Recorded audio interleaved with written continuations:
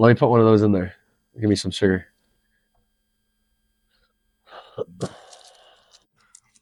Twizzler. So weird. Just gotta stir. You just gotta stir it up.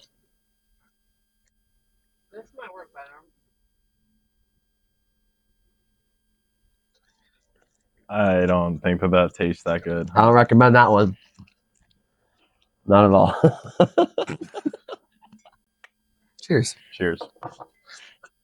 Welcome back, Thunderbirds fans. This week on Cup of Joe, we have number 20, Zach White. Thank you, Zach. No problem, Joe. It's good to see you. It's good to see you again. It's been a while. It's been a while. I think we didn't do this, but we did a podcast last year. Who? Me, you, Roman. That was a good one. Was anyone else there? Brendan was there. Brendan was there. That's right. Yeah, but you and Roman did a lot of the talking. It was a very positive review on that. A lot of people enjoyed that. Really? I've been trying to get Roman to do this, but he's been very reluctant to come and help. But that sounds a lot like Roman. He's always about himself. He's worried about him, and we'll get him out here though. We'll get him here. We'll see if he ever comes back in the office. Maybe we can get him. Sneak him in. Sneak him in for a guest appearance. Yeah, why not? No, I think he would do that. But this is your second season as a Thunderbird. Technically, yeah. But your first season was all the way back in COVID. That was the first time we met. Deep, heavy roots was that COVID year. Tell us a little bit about how you got here, where you went, how you ended up back here, what's going on now. So I was in France, and then we ended up leaving early because of COVID. So I was trying to find a place to play for the remainder of like the next year. But because everything was shutting down, we didn't really have an option to go anywhere. So Danbury said that they were going to still play. So it's only like 45 minutes from where I live. So I ended up going up there, stayed there for like 2 weeks, paid $200 just to be told that they're saving this team for the next season. And everybody on the team was like, what? We didn't know about this. And they're like, yeah. And then, so everybody was calling the 4 teams, which was us, Columbus, Port, and Elmira. Elmira was the last one. So there was like 25 guys trying to make 4 teams, which each had maybe 2 roster spots. And so, I don't know how I got Carolina's number, but I called Andre and I was like, hey, look, like, I would like to play this year. Never thought I would play in the Fed, but seeing as like all of these circumstances have happened, I'd like to try to play one more year, at least finish out the year, and then see what happens from there. And he was like, honestly, at first he was like, I don't really know. He's like, we kind of like where we're at right now. And I said, okay. And then I think later that day, he ends up calling me. He's like, we don't really have a spot for you, but you could stay on the couch for now if you want, but you're more than welcome to come down. I was like, sold. So I grabbed my stuff, went home, grabbed the bag, and then I just sent it down here for 26 games that we played. Well, 22 games or something like that. I think it might have been, it was either 20 to 22. Yeah, it wasn't too many, but it was enough. And like, well, it was like 4 games a week for like 7 weeks. Yeah, all on the road for us. So we traveled in like 2 months over 4,000 miles, I'm sure, or something like that. It was ridiculous. It was a fun year, though. No, we had a lot of fun. Oh, I actually remember the scooters outside of Whiskey Dogs. That was the first night I kind of think we all like connected, I think. Because we went from, what was it, Earl's? I know. It was one of those bars down there. I don't know exactly which one you guys started at, but I know I was at Second Green. Yeah. And we all converged there. Me and Henry Berger, we got on the scooter together, and he was like Titanic while I'm like driving the scooter, and we were just screaming the whole entire time. It was funny. That was when Whiskey Dogs was Whiskey Dogs, and they had food still. That was a good time. The pretzel bites. I fell off the curb and messed up my hand Yeah. right in front, and then I got up and had to walk inside. I looked like an idiot.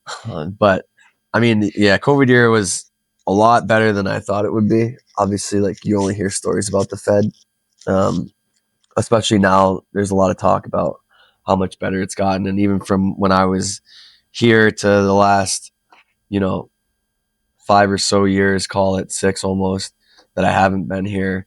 It's grown. The team's grown like 3 years in a row going to championships is obviously something that this team should be proud of.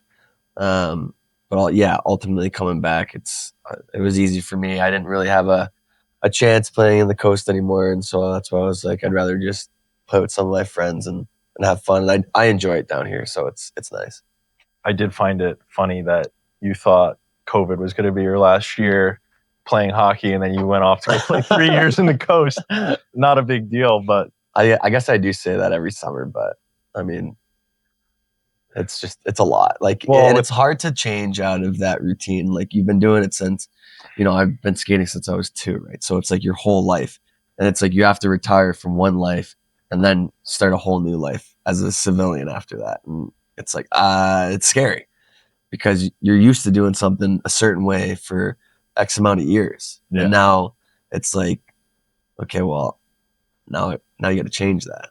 I mean, look what I did. I still find a way to linger around. I know, and you're still here, which is nice. I know all the guys and enjoy you being around. Like you have good stories, and you're a good guy. So we were just talking about you today in the locker room, so it was it was funny. You always have some sort of funny story, which is good. You need that, I hope it was all good. No, they are. They usually are all good, at least funny. Any good ones? Well, I was telling you before about when we were in Columbus during COVID, and you'd have to have Boots come on and tell the story because he tells it better than me. But was it Berger that threw an apple at Boots? I think so. It might have been Jay Kenny as well. I know Jay Kenny was involved with that, but I remember you said, if you do it again, I'm gonna lose my mind or something like that. And Jay Kenny is just egging him on. He's like, just do it. So he does it again, and you snap. And the next thing you know, you just see your foot get stuck in a trash can, and you can't get it out, and that's making you even more pissed off. And I thought that was one of my funniest Joe moments I've seen. Well, Quinn he had a concussion the night before, and he's on the medical table behind the trash can. So I'm afraid if I yank my foot out, it's gonna cut him right into It's gonna cut him. And I was like, oh god. But I remember Tommy Seacoast came back and he goes, Joe, I was fired up after that. Yeah, I think we all were like, we all thought it was hilarious, but I think we all were so fired up after it because something about you getting that pissed off was like, all right, like let's give it, like let's have a good night. And I don't know if we ended up winning, but I like to think that we did. Yeah, I'm gonna go back and think that we did for sure. So yeah, that was probably my all-time Joe Cangelosi story that I remember. I mean, I'm sure there's a bunch of others that if I really dug deep, I could remember, but the brain is slowly deteriorating after many concussions. So no, you've had that many concussions? I've had a couple when I was younger playing juniors. I got one real bad where I was in the dark for like 4 days. Oh. Yeah. So like when you're in the coast, you can only wear Warrior helmets, like anything Warrior. You can't wear anything else unless you're in a 2-way contract with the AHL and they're CCM everything. So you have to get basically a doctor's note that says, hey, this person's had too many concussions. They want to use this helmet, which is part of the problem now that they're facing with their CBA and all of the other stuff that comes with the PHPA. A lot of players feel as though that things are unsafe there. They're not properly taken care of and so on. So now they're seeing all of these things kind of come back into their, what is it called? Their players union. So now they're potentially maybe not playing games. I think I saw that article. Yeah, maybe Fridays when they're gonna stop for a bit. And I had the opportunity to be like a second in charge for that. They usually have 2 players per team when I was in Iowa. So my buddy had it, and he asked me if I wanted to represent as well, and I said, yeah, sure, of course. Like anything to help players grow, the league grow, and make sure that they earn their money as well. And when I was there, it was okay, but you could see that there were cracks in some spots. So I thought maybe by the time, last year that it would be fixed because that was their window that they had was like the last 2 years. They were still trying to fix it. And then they got a new head rep for the PHPA president. And now I guess they're still in negotiations, which is not not ideal situation right now. So, That's an but interesting dynamic that a lot of people don't understand that's involved right, at yeah, hockey at this level and stuff like that. It's not just go out there and play. There's so much more that goes into it. right. Like we do so. Like when I was in the coast, we would do so much. Like I started a. It sucks because I was starting a sweater drive when I was in Swamp Greenville with the Swamp Rabbits. And then, I ended up getting traded, and it's like I started this whole entire thing for this group. And then I tried to go back and text and see how it went because, I'd started it and I didn't hear from anybody after. And it's like some things up there, it's like very technical, and even from team to team to league or from player to team, there's just a lot that goes on. You think that you're being told one thing, and then in reality, it's actually something else happening. Like I've never been disrespected more in my life than when I was in Greenville because I had to find out from another player that I was being put on the IR when you're supposed to sign paperwork before you go on the IR saying that you're injured. Mm. And so I had called the coach the next morning after I found out, and I was like, this is ridiculous. Like, how can you, if you don't want me here, and this is what I said to him at the beginning. I said, if you don't want me here in the first place, like I told you that from the summer. I said, don't bring me here. Like, this is probably my last season. I don't want to come if you don't think that I said, I'll play fourth line. I've never played fourth line before, but I'll do it. But obviously, if you're playing 8 to 10 minutes a night, it's hard for you to play the game that you're used to playing. So it's an adjustment period. So I only played a few games there, and then they told me so that happened with the injury. He felt bad. He apologized, which, I could respect that for sure. Owning up to is obviously ideal, but he thought maybe I would have a better opportunity somewhere else. I get traded somewhere else, and it's essentially the same situation. I get there, and you're told one thing, and they already have issues with their cap space and whatever, and so the guys are in and out of the lineup. They're playing with less players because of the cap space, and it's How many teams were you involved with in the coast? Was it 4? Iowa for 2 years, Worcester for a year, and then got traded to Greenville over that summer, and then I got traded again during the summer right before I came back down here to Fort Wayne. So I wanted to stick it out, but it's also like you go through so much, and like, is it like worth it at the end of the day?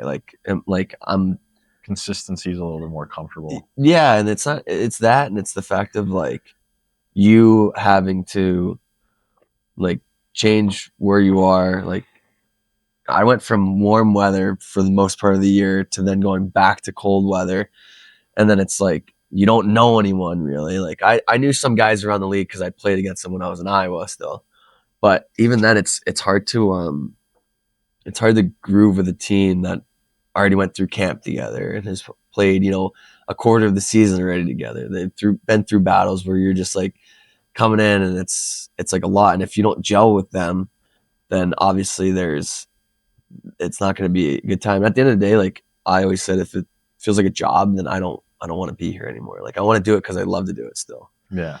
So, that makes sense. but that's kind of why I ended up coming back down here as well, is because like I knew a lot of you guys were still here. You were still kind of playing in and out. Like I think you ended up playing a lot of the games last year too.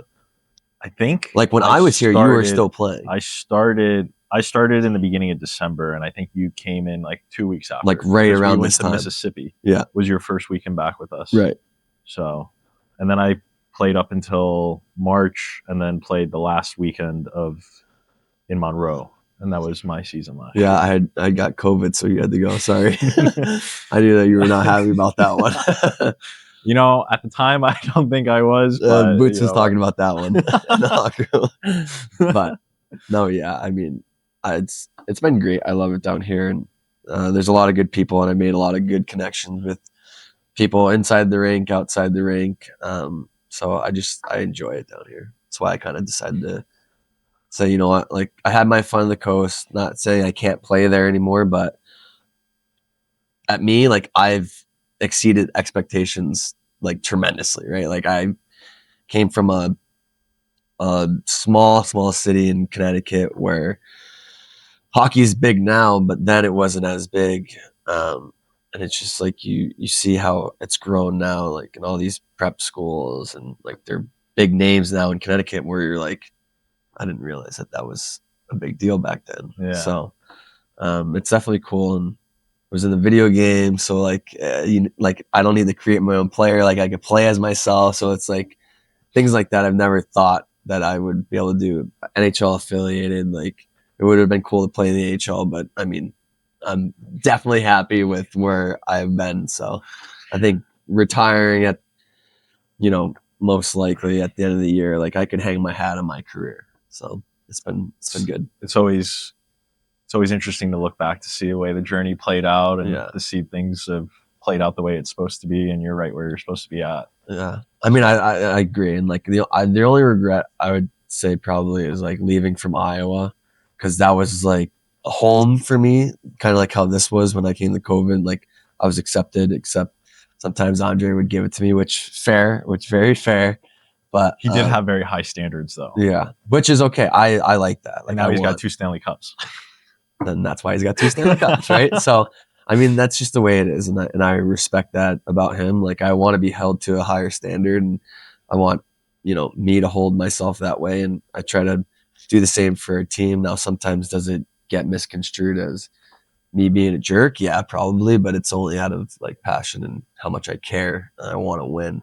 I'm never really mad at anyone else. I'm usually mad kind of at myself. Like someone gives me a bad pass, I'm like, most of the time I'm gonna be like, I should have caught that. Versus like, wow, why can't you give me a better pass? Like if it's in my area, like I gotta get it. Like that's how I think about it. But obviously, if it's way too far ahead of me, I'm gonna be like, what are we doing here? I was giving you some bad passes in the warm-up drills. They were really far in front. I was like, all right, I should probably stop practicing. No, but I mean, it happens. Like I'm not perfect either, right? Like I make bad passes all the time, but I at least try to get it in. Like if I'm not gonna hit your stick for whatever reason, like I gotta make it at least a stick length or like in your feet, like somewhere in the vicinity that you can actually somewhat handle it. Yeah. Instead of like, because you give me a bad pass and it's a foot in front of me and I'm reaching for it, somebody's trying to hit me. Yeah. And that's the end of that. Yeah. There goes another concussion. But no, it's interesting to get a different perspective because not many guys have gone where you've gone and circling back and all that. I never thought I was going to be there either, but it was good. And I got a chance, an opportunity, scored in my first game.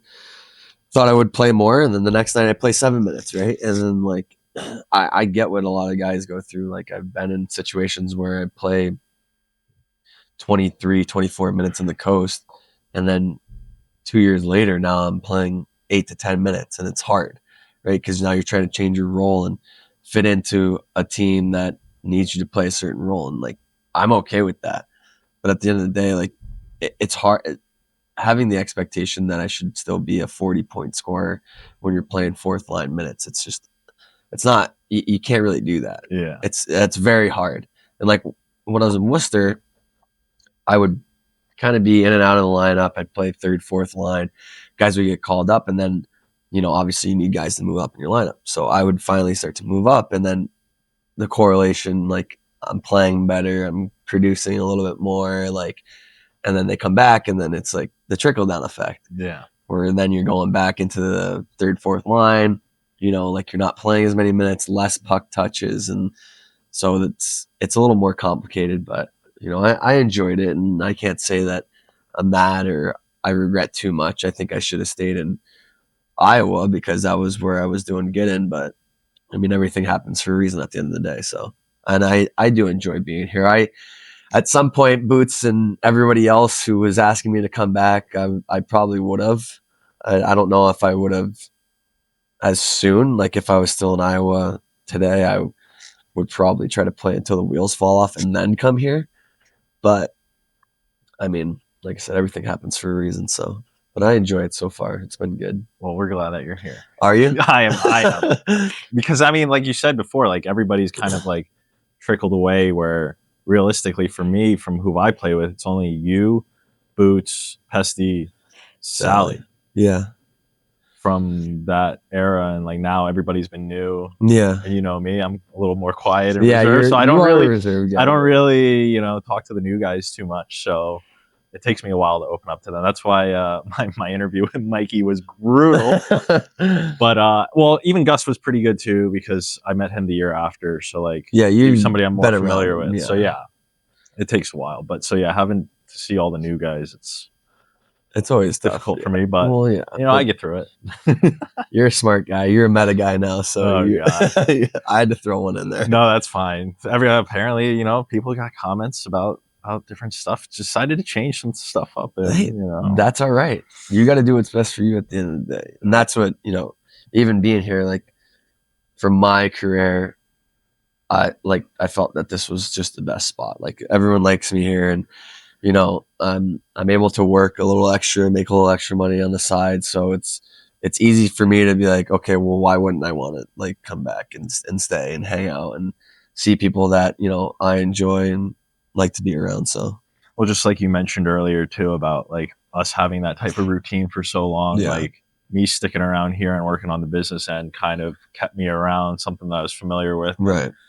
Hopefully, I don't know where what's going to happen tomorrow, but you take what you learn and maybe use it somehow. So Right, and it's good, and you're doing something that you enjoy now in a place where you feel comfortable, where then you get that comfortability and you're able to see different parts of hockey operations or how things work, and you take that into your next chapter of your life. And that's what I try to do when I play, like try to learn from everybody, each individual in a team, from the coaching staff down, and try to make yourself more whole. At least for me, I try to take pieces of other people when they do certain things, like, okay, maybe that doesn't fit me, but how can I make something like that so that it works for me? um, I think just learning from the coast, like a lot of guys I've played with some really good hockey players, and I've learned a lot through them, and that's kind of how I think I stuck around, was being able to adapt and understand kind of life lessons as well as lessons playing hockey, and then you kind of grow together in that way, um, personally and mentally, and you go through a lot of ups and downs, and it's just trying to battle through that, and understand what works and what doesn't work, why it does, why it doesn't, and how to change that. So I've grown a lot. Um, I'm an ass and I know that, but at least I own up to that. Um, and I think that's kind of like my biggest thing, is like, I know when I'm wrong, and I'm able to, call myself out for it and be like, hey, I apologize. I own that I was this way, and maybe I need to be better at doing or saying something differently. the intention's good though. Yeah, like That's it's not from like anywhere where I actually hate you or someone. I don't hate anybody. Maybe there's one or two people I hate, but I don't hate it. I don't hold grudges. Like I I say things, and at the end of the day, like, I wear my heart on my sleeve, and that's just how I am. And I'll always retract, and I'll always be like, okay, did I say this? Was it offensive? Okay, maybe. And I need to apologize for that, because it's not, like you said, it's not malice. Like, I'm not coming from a bad place. I get fired up, and like I say how I feel. And I would much rather people do that to me. Like, I would have more respect for people if they did that, instead of like beating around the bush around something. And like, that's something that I learned from hockey, because there's a lot of people who will be like, yeah, yeah, yeah, oh, yeah, yeah. And it's like, he'll go and say the complete opposite to someone else. It's like, dude, why wouldn't you just tell me? Like, and I've had hard conversations with many people before, here and the coast, and like, no one respects me in the coast because of where I come from. I play D3. Like, they don't want to listen to me, and I get that.